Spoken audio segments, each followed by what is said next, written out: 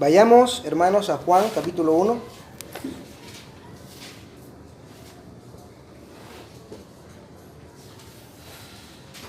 Juan capítulo 1. Vamos a continuar con nuestra exposición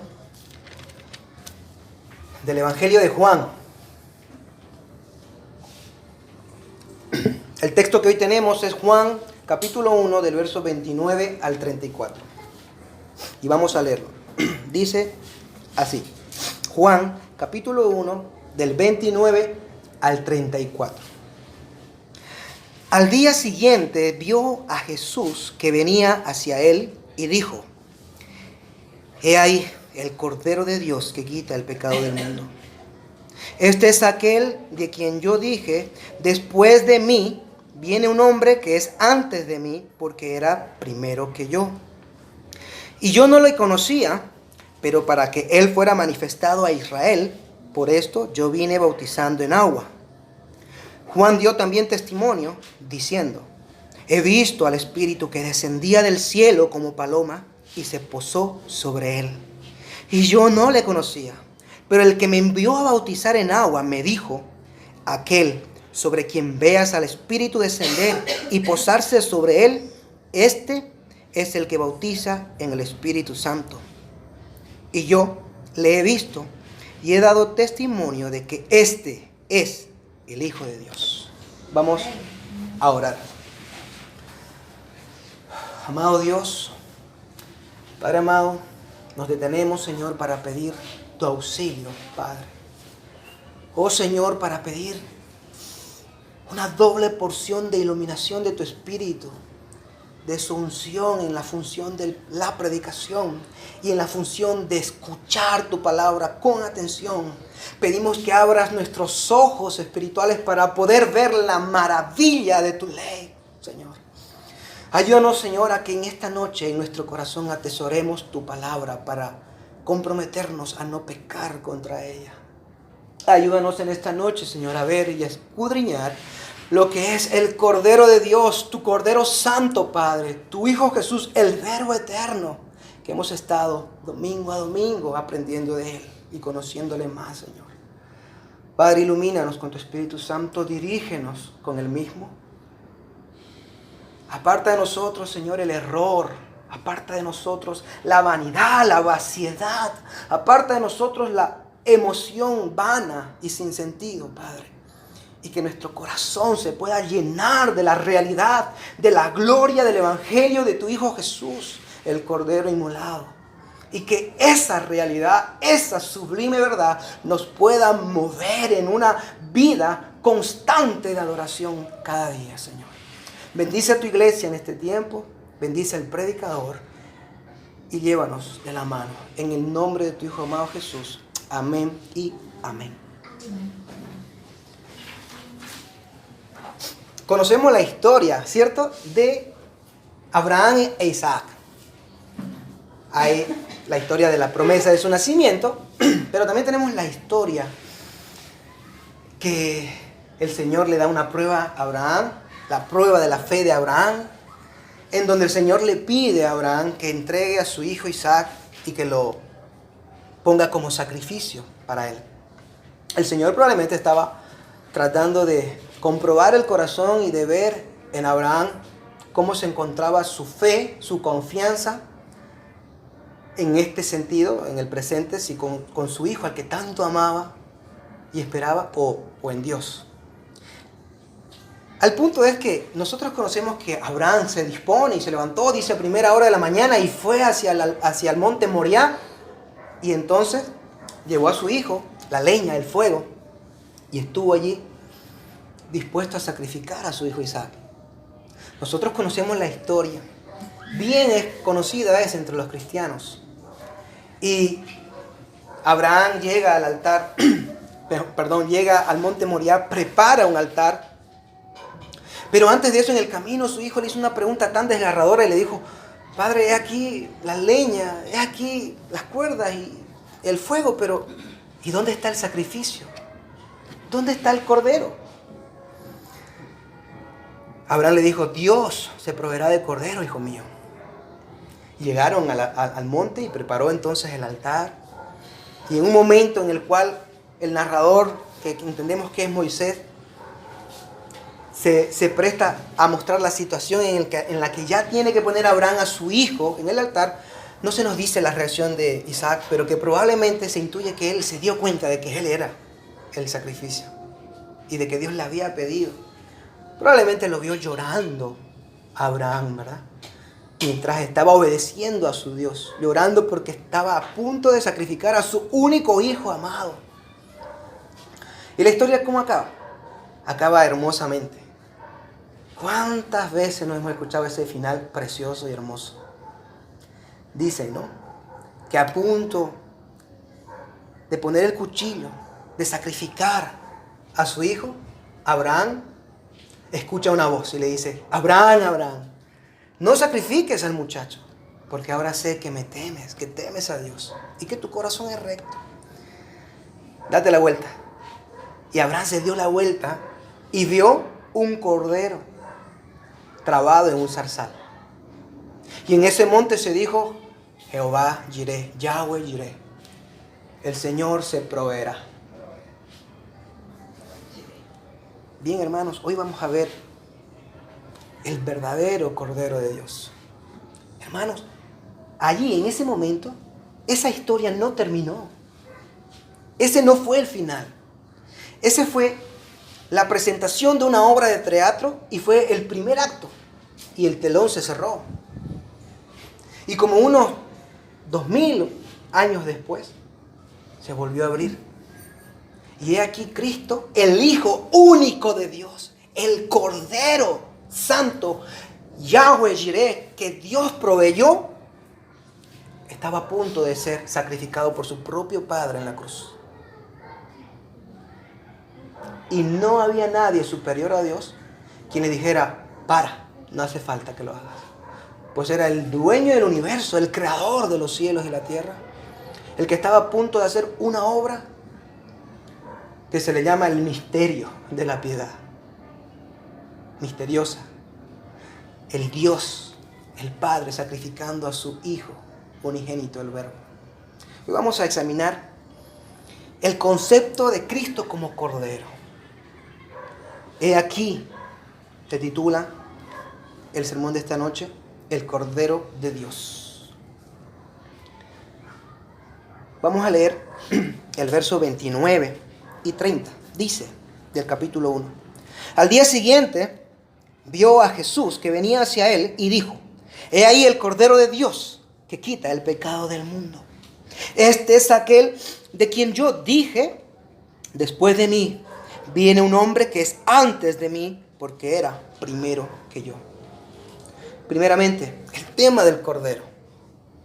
Es Juan el Bautista quien está hablando aquí. Juan el discípulo está relatando que Juan el Bautista vio a Jesús en un día. Al día siguiente, recuerden, la semana pasada estuvimos viendo cómo vino una delegación desde Jerusalén mandada por los fariseos a preguntarle a Juan el Bautista: ¿quién eres? Por el revuelo y la fama que él había causado en Jerusalén. ¿Eres el Mesías? Y Juan, con toda la humildad, ¿verdad?, pudiendo haberse aprovechado la ocasión para elevar su nombre, él dijo: no. Luego le preguntaron, porque había una creencia de que Elías también vendría antes del Mesías. Le dijo: ¿eres Elías? Él dijo: no. ¿Eres el profeta? Tampoco. Eso ocurrió el día antes. El día siguiente es entonces lo que nos encontramos ahora. El texto que hoy nos encontramos es un día después.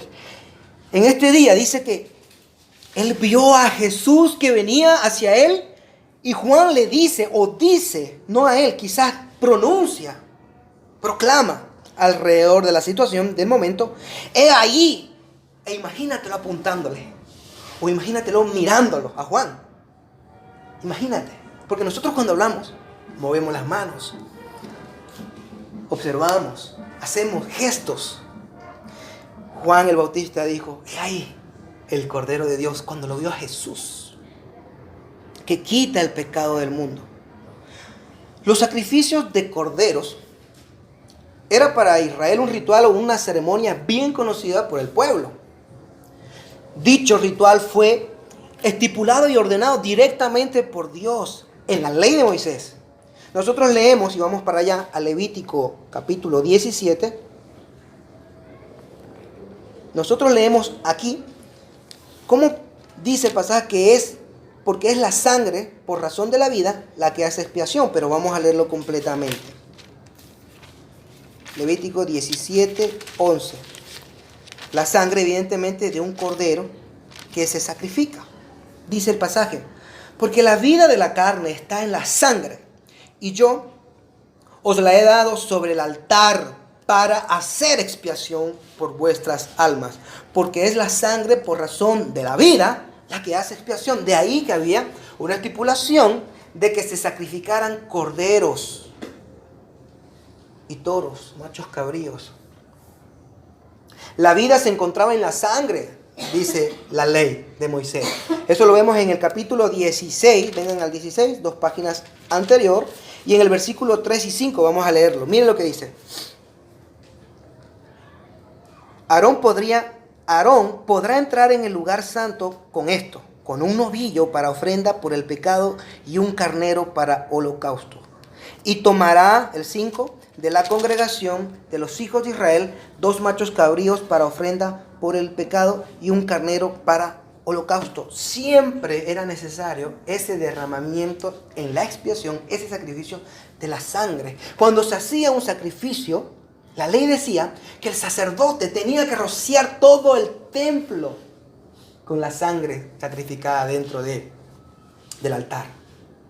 O sea, que imagínense, de pronto el ritual, ¿no? Parece medio macabro, ¿no? Aquí sacrificamos un cordero, los rocío a todos ustedes de sangre, y luego empiezo a rociar las paredes todo el tiempo.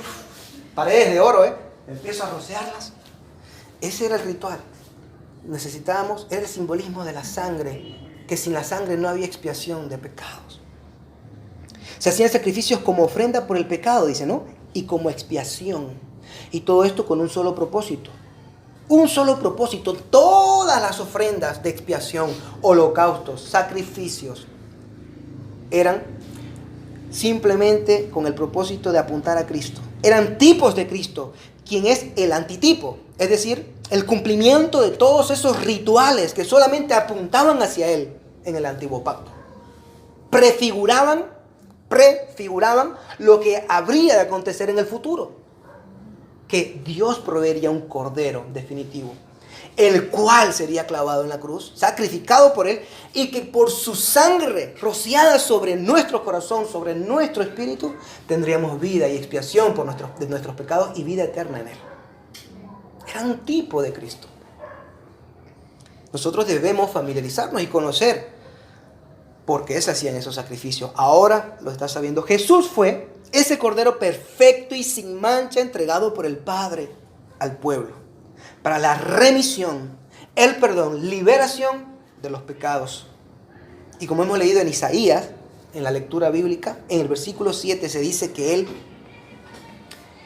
llevó nuestros pecados. Vamos a leerlo. Isaías 53, nuevamente. El versículo 7 dice, escuche lo que dice. Él fue un cordero para nosotros. Fue oprimido y afligido, pero no abrió su boca.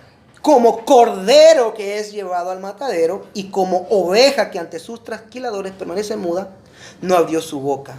Pero fíjate lo que dice el 5. Mas Él fue herido por nuestras transgresiones. Llamémosle claramente por nuestros pecados. Este fue el cordero. E Isaías, el profeta mesiánico, nos lo deja claro en su capítulo 53. El sacrificio de Cristo como cordero fue necesario que lo haga Cristo solo una vez y para siempre. Y no continuar con el antiguo pacto, o como en el antiguo pacto, donde se hacía cada día se hacían sacrificios. Antes de Cristo venir, en la ley de Moisés y en la adoración y en los ornamentos judíos o judaicos, los sacrificios eran diarios. Todos los días se hacían sacrificios por pecado. Y había un sacrificio solemne. El capítulo 16 de Levítico es el capítulo central y más importante del todo el libro, porque ahí se nos habla del día de la expiación. Es decir, un día concreto en donde el sumo sacerdote, que era Aarón en este caso, en ese tiempo, entraba solamente una vez al lugar santísimo dentro del tabernáculo. En el tabernáculo nosotros nos encontrábamos atrio, lugar santo y lugar santísimo. En los atrios y en el lugar santo era casi todos los días prácticamente que se hacían sacrificios para el Señor.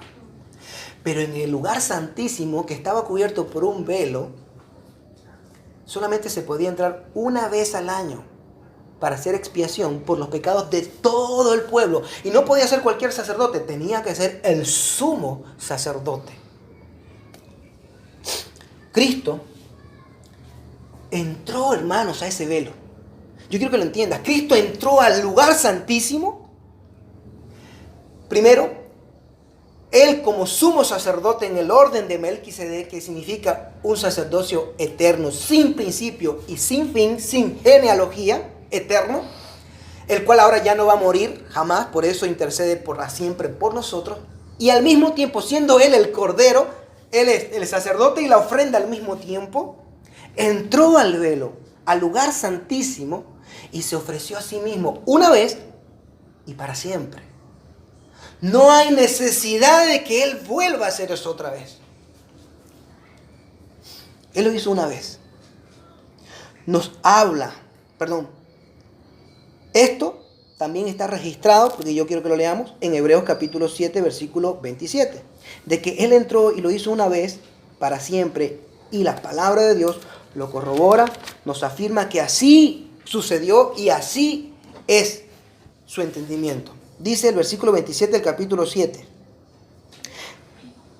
Vamos a leer desde el 26. Porque convenía que tuviéramos tal sumo sacerdote, hablando de Cristo, santo, inocente, inmaculado, apartado de los pecadores y exaltado más allá de los cielos. Ahora escucha el 27. Que no necesita, como aquellos sumos sacerdotes, los del tiempo pasado que les estaba explicando, no necesita como aquellos ofrecer sacrificios diariamente. Primero por sus propios pecados, porque los sacerdotes del Antiguo Testamento eran pecadores ellos mismos y tenían que ofrecer un sacrificio por ellos primero y luego hacer el del pueblo o el de el hermano de turno que quería hacer su sacrificio. Dice, este sumo sacerdote no debe de hacer esto. Primero por sus propios pecados y después por los pecados del pueblo. Porque esto lo hizo, hablando de Cristo, una vez para siempre, cuando se ofreció a sí mismo. Una vez y para siempre, dice el autor de Hebreos. O sea, mira, ¿sabes qué? Ya no hace falta ni un solo sacerdote jamás que vuelva y haga un sacrificio por pecados de ustedes, ni del pueblo, ni de nadie. Porque el gran sumo sacerdote y el gran cordero perfecto y sin mancha ya fue sacrificado una vez y para siempre. Y ya no hace falta más. Bien, alguno pudiera preguntar, pudiera pensar y decir, ¿pero por qué? ¿Por qué si en el Antiguo Testamento y en ese pacto se hacían sacrificios una y otra vez? ¿Por qué ahora Cristo lo hace solamente una vez? Está bien, no va a morir, perfecto. Eso no lo vamos a negar, diría alguno, ¿no? Pero, ¿por qué no lo hace siempre? Porque, ¿qué pasa? ¿Por qué solo una vez? Está bien que ya no cambiemos de sumo sacerdote, que Él sea siempre el mismo. Pero, ¿por qué solo una vez? ¿Cómo puede ser que un solo hombre, al morir, haya pagado los pecados de miles de millones de hombres? ¿Cómo es posible? Es la pregunta. ¿Por qué una sola vez? Hermanos, esto fue posible solo por la identidad y el valor de ese cordero. Identidad y valor. No se ofreció un hombre común y pecador. No se ofreció un ángel o un arcángel, hermanos. No se ofreció un arcángel en ese altar. No se ofreció el general de los ejércitos de Dios, por ejemplo, el arcángel, el gran arcángel Miguel.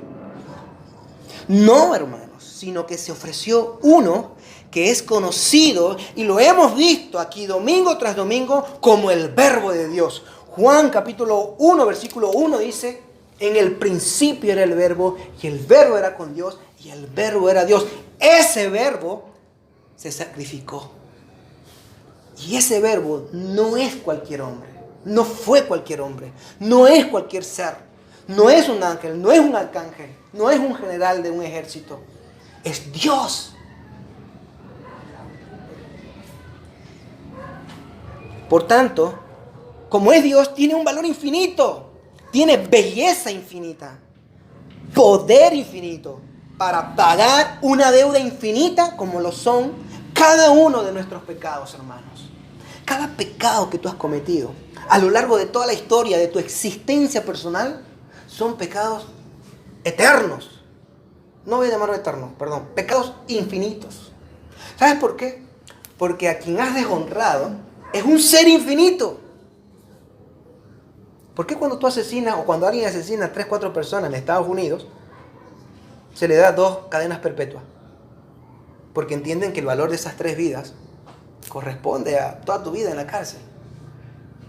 Pero el hombre no puede ni pagar una. Bueno, puede pagar una y le dan 2 o 3. Es simplemente por expectación de saber de que si acaso tuvieras más vidas, te las tendrías que seguir en la cárcel. Pero imagínense, aquel contra el que nosotros pecamos no son personas. Es el Dios eterno que está en los cielos. O sea, no pecas contra una persona de la calle. No pecas contra quizás un alcalde de un barrio o contra el presidente de un país. Que ya habría mucha diferencia entre hacerle algo a alguien de la calle normal y hacerle algo al presidente. Porque el honor del presidente agravaría tu misma acción.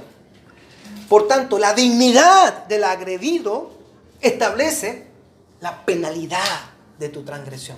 Y la dignidad de Dios, que es infinito, eterno, inmutable, santo, perfecto, justo, requiere una paga, un precio de tu deuda eterno. De ahí la necesidad de que el infierno sea eterno. Ahí tienen la respuesta. ¿Por qué es para siempre el infierno?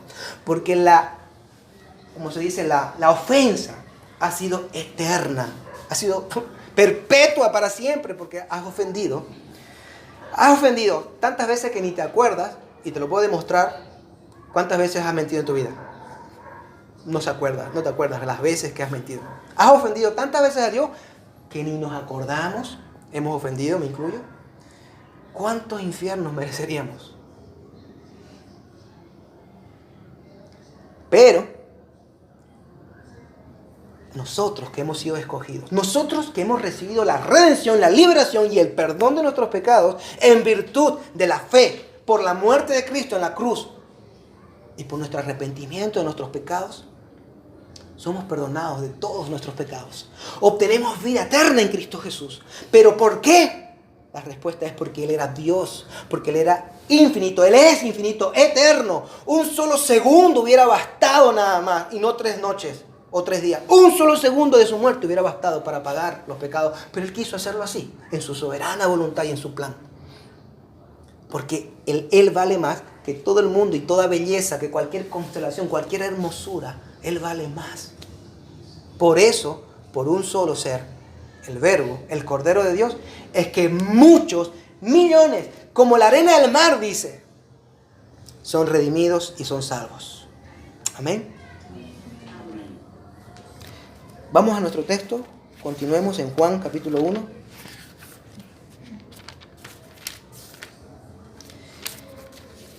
El Bautista dice que quita el pecado del mundo. Vamos a prestar una atención momentánea a esta frase. No se trata de una salvación, hermanos, universal. Cuando dice el pecado del mundo, debemos de contextualizar el momento, la persona que está escribiendo, la situación previa antes del evento. Hermano, antes de que Cristo venga, ¿quién tenía el monopolio de la palabra de Dios, de las bendiciones de Dios, entre comillas? Era el pueblo israelita. Había una nación que Dios había tomado, ¿verdad?, para entregarle la palabra, las promesas, la descendencia de la fe. Y luego, muy infrecuentemente, algún gentil se sumaba a la nación y era parte de esas bendiciones a veces. Por lo tanto, cuando aquí se dice, es el Cordero de Dios que quita el pecado del mundo, Juan está diciendo algo radical para los judíos y nos está diciendo algo súper bienaventurado para los gentiles. Al gentil está diciendo, he aquí, ahora hay puerta abierta para ti. Le está diciendo eso al gentil. He aquí, griego, ahora sí puedes entrar y ser un hijo de Dios. ¡Wow! Imagínate. Y al judío le está diciendo, he aquí, entérate que ahora Dios no es solamente tuyo. Cristo vino para salvar gente de toda lengua, de todo pueblo, de toda tribu y de toda nación. Ese es el significado de quitar el pecado del mundo entero. Y no es que, como se enseña falsamente, una doctrina que se llama la salvación universal o el universalismo, de que todos al fin y al cabo serán salvos el día de mañana. No, eso es una herejía. Juan 3:16, que llegaremos también en nuestra exposición, si Dios quiere, dice: de tal manera amó Dios al mundo que dio a su Hijo unigénito para que todo aquel que en él crea no se pierda, mas tenga vida eterna. De tal manera amó Dios al mundo. Tampoco está tratando de decir que es para salvar a todo el mundo, sino que amó su creación y amó a todo tipo de personas, ya no solo hebreos, no solo judíos, no solo israelitas. Y eso es algo radical. Cuéntaselo a un judío y te dirá, no sé, no creo yo, porque para nosotros los gentiles, ya lo he dicho en anteriores ocasiones, es los gentiles, los que no son judíos, son la leña del infierno, piensan los israelitas. De ahí que es radical que Juan diga, no solamente los nuestros, porque pudo haber dicho, y vino a salvar los pecados de Israel. Nada más. Pero dijo de todo el mundo. Chino, ruso, venezolano, boliviano, peruano, colombianos, argentinos, aunque caigan mal a veces. No, si nos ha escuchado o nos escuchan un hermano argentino, es broma, es broma. Hermanos, el Cordero de Dios vino con un amor abierto al mundo entero. Mira lo que dice entonces el versículo 30, que lo leímos. Después de mí, él dijo, viene un hombre que es antes de mí, porque era primero que yo. Esto ya lo había dicho él anteriormente. Ahora, el 31, y yo no le conocía pero para que él fuera manifestado a Israel, por esto yo vine bautizando en agua. Vamos a centrarnos en esto. Primero, yo le he llamado esto la ignorancia del bautista. Juan el Bautista, aunque conocía a Jesús, hermanos, pues eran primos, por si no lo sabían, ya yo lo había dicho en otra ocasión, en la carne, ya que María, madre de Jesús, y Elizabeth, madre de Juan, eran hermanas. Primero, Juan el Bautista no ha tenido o no tuvo un trato íntimo o cercano con su primo. Recuerden que Juan vivió, dice la palabra, en los desiertos y vivía comiendo langosta y miel silvestre. Él tenía un estilo de vida ascetista. El ascetismo es una persona que vive de forma austera para centrarse solamente en la vida espiritual.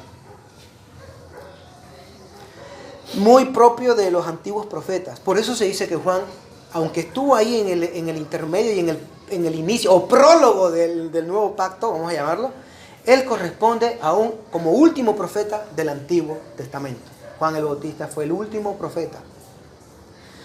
Vivió como tal, de hecho. Segundo, no sabía que él, su primo, que lo conocía como primo, era el Mesías. Eso es lo que trata de decir el texto.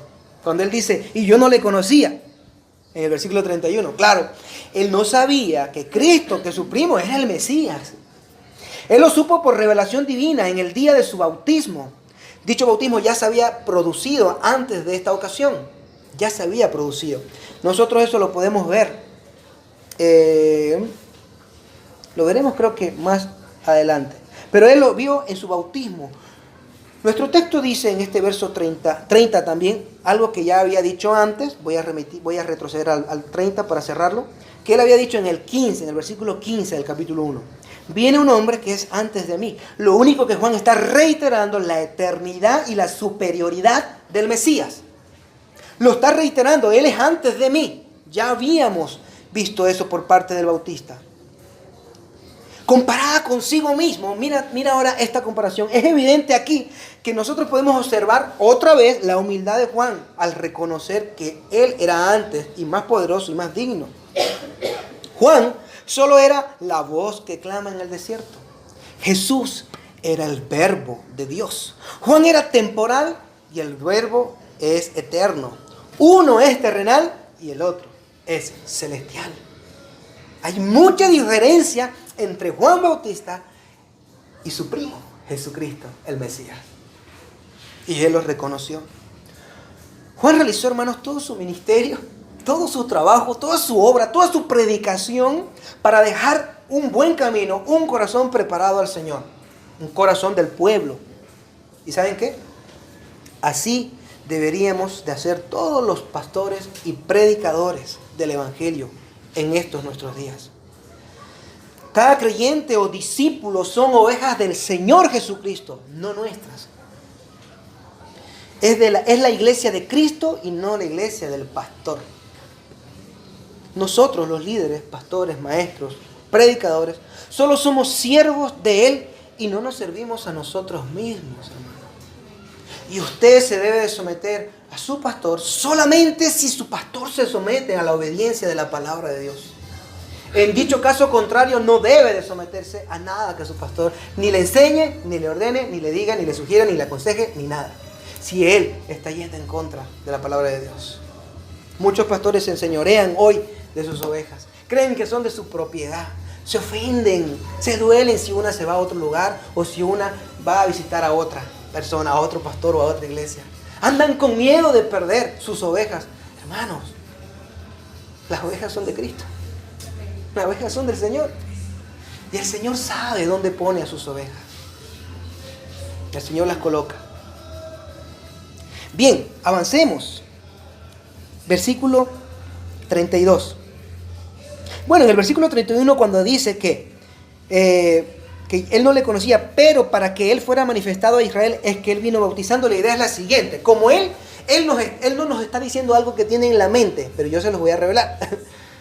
Lo que sucede es que Juan ya conocía una señal. Él tenía una advertencia y él dice, para yo poder saber quién era, es que yo tenía que seguir bautizando, porque se me había avisado que durante un bautismo descendería el Espíritu Santo sobre él, y he aquí, en ese momento yo lo reconocería. Por ese motivo he venido yo bautizando, para poder tener el momento, el día, la hora en que yo vea el Mesías y lo reconozca.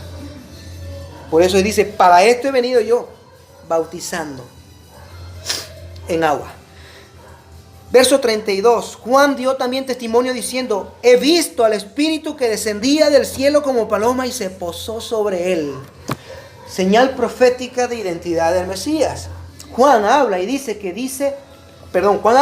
sobre Jesús que en el día de su bautismo, en el bautismo de Cristo, Dios le confirmó y le reveló la identidad, vamos a decir, de su primo. Es aquí tu primo, resulta que es el Mesías, el Cordero de Dios, Juan Bautista. Tu primo es el regalo que yo estoy dando al mundo, la expiación de los pecados de mi pueblo. Esto lo encontramos en Mateo capítulo 3. Mateo capítulo 3, versículo 16 dice, después de ser bautizado, Jesús salió del agua inmediatamente, y he aquí los cielos se abrieron, y él vio, Juan el Bautista, al Espíritu de Dios que descendía como una paloma y venía sobre él. Juan el Bautista no relata, Juan el discípulo no relata esta historia porque él, como escribe su evangelio aproximadamente entre el 90 y 95, cuando él escribe, él ya sabe y asume, da por sentado que su audiencia conoce los otros tres, donde está relatado su bautismo. Por eso que él dice nada más, este es quien yo vi la paloma descender, es de este. Juan hace un resumen de ese evento, Juan el discípulo. Pero aquí entonces en Mateo está la revelación de cómo el Bautista vio al Espíritu Santo descender y posarse sobre Cristo en forma de paloma. Se ha especulado mucho del motivo, de la razón que Dios haya elegido de por qué una paloma. Especulaciones. Probablemente por su sencillez, por la apariencia de pureza, por su belleza, ¿no? Por su nobleza. Una paloma no hace daño a nadie. Hemos visto que hasta las gallinas a veces atacan. Una paloma, yo nunca he visto atacar a una paloma a nadie ni a nada. Quizás por eso. Juan dice, no le conocía, como ya dijimos, porque no sabía que él era el Mesías. Ahora queda más claro. Pero le fue dada una señal previa para reconocer al Mesías. Y también lo tenemos en el versículo 11 del capítulo 3 de aquí de Mateo. Dice: yo la verdad os bautizo con agua para arrepentimiento, pero el que viene detrás de mí es más poderoso que yo, a quien no soy digno de quitarle las sandalias. Él os bautizará con el Espíritu Santo y con fuego.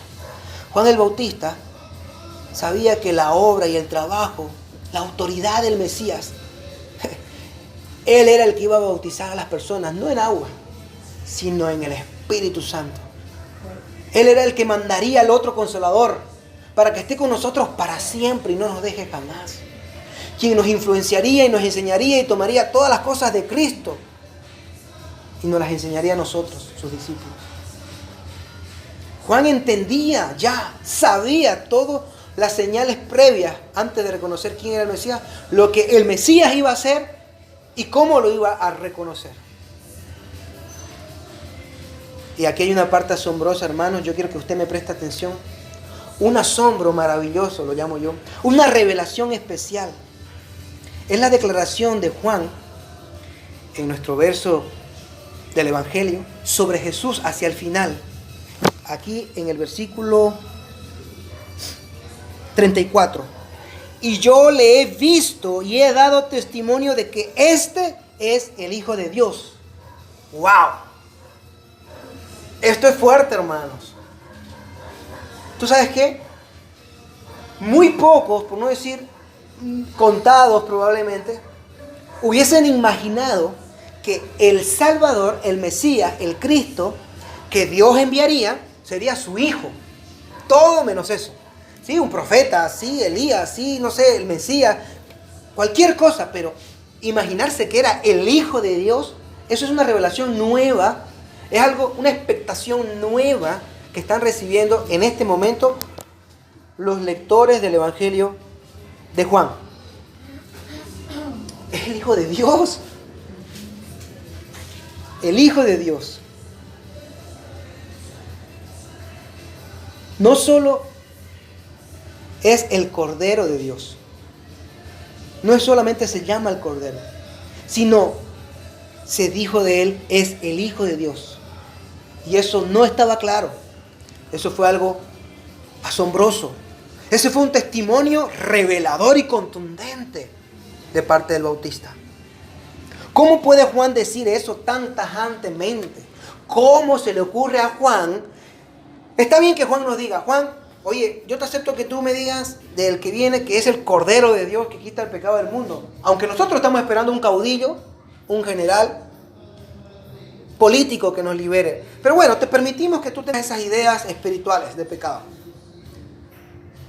Te permitimos que tú digas que tú eres indigno de quitarle la sandalia. De que Él bautizará en el Espíritu Santo, perfecto, sí.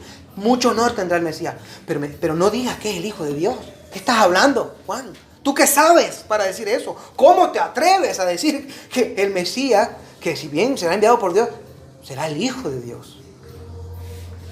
¿Cómo te atreves?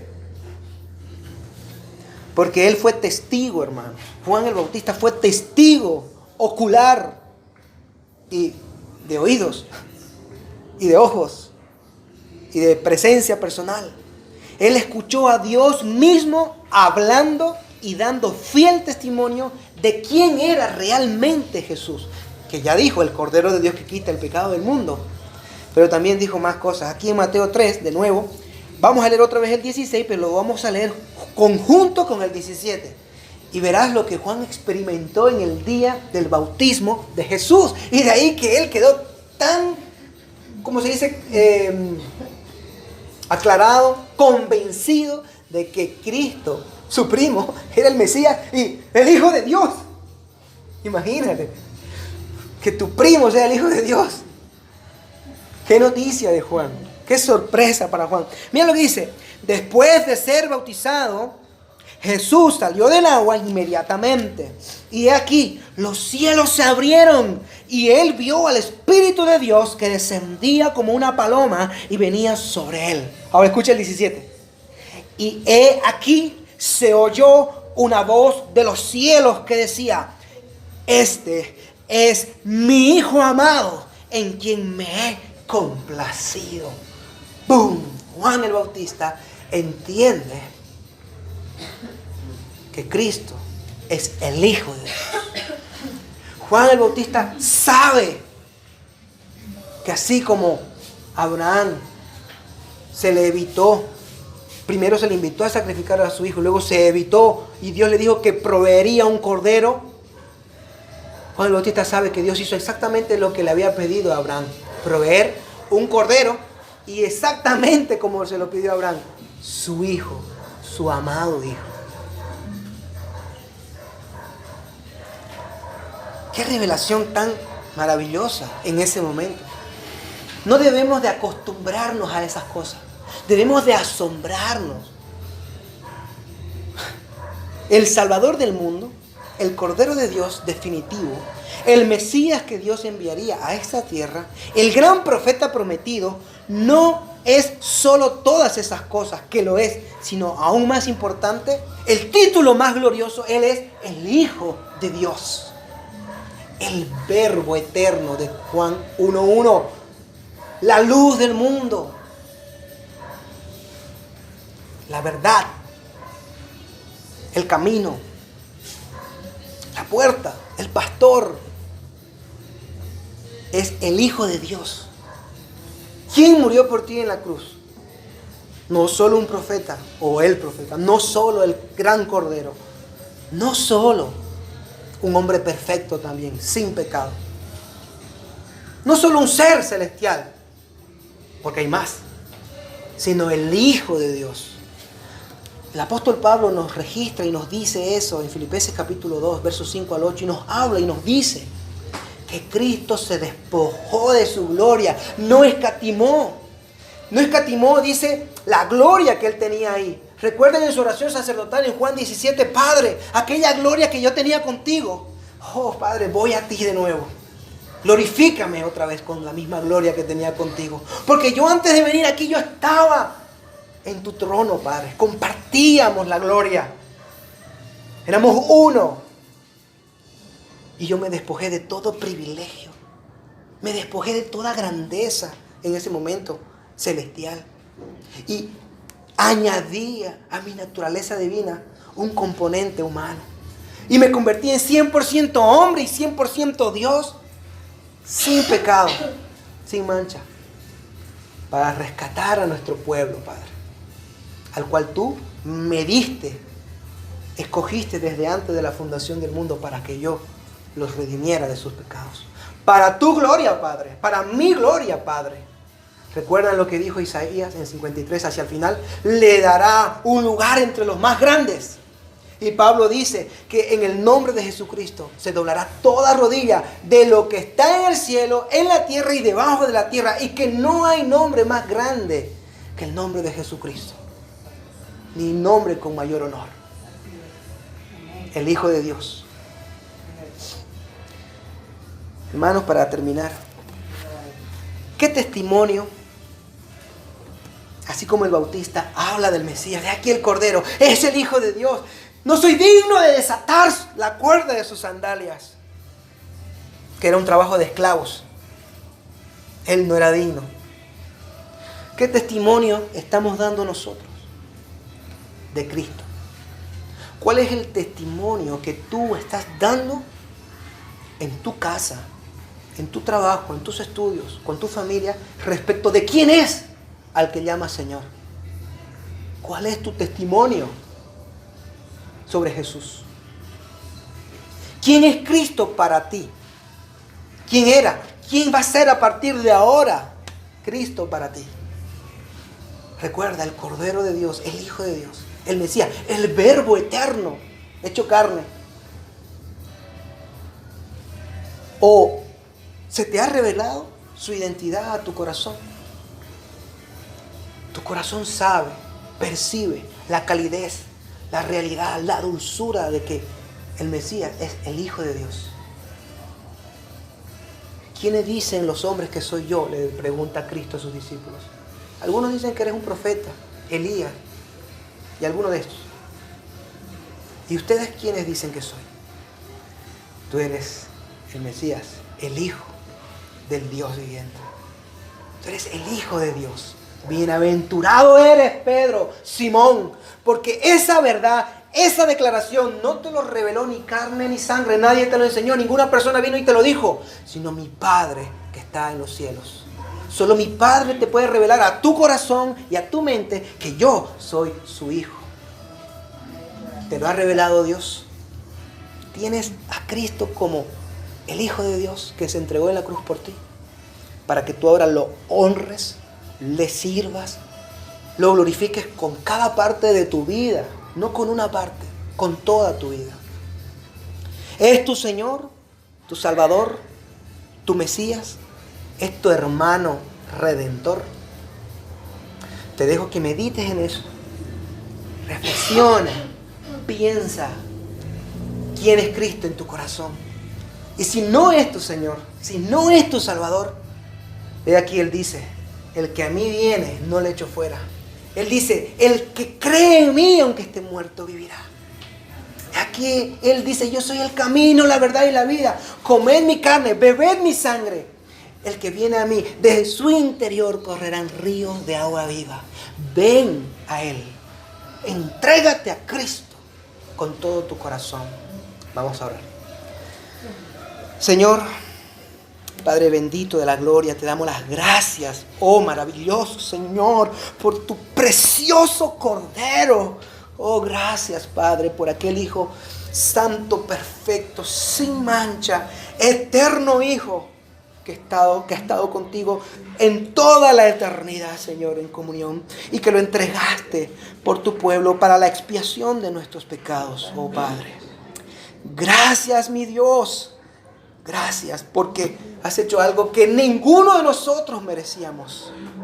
Oh Padre, ayúdanos, Señor, a que nuestro corazón se sienta, pueda percibir, pueda conocer, pueda disfrutar, Señor, aquella dulzura, aquella verdad, aquella realidad de que Cristo, tu Hijo, Jesucristo, es nuestro Redentor, el Cordero definitivo, el cual fue inmolado en la cruz una vez y para siempre. Y que ya no hace falta más sacrificios, ni nuestras obras, ni nuestro esfuerzo, ni nuestras ideas, ni nuestros sueños torpes, Señor, para agradarte, sino simplemente depositar nuestra fe, nuestra confianza absoluta en ti, Señor, en ti, Padre, y en tu Hijo Jesús.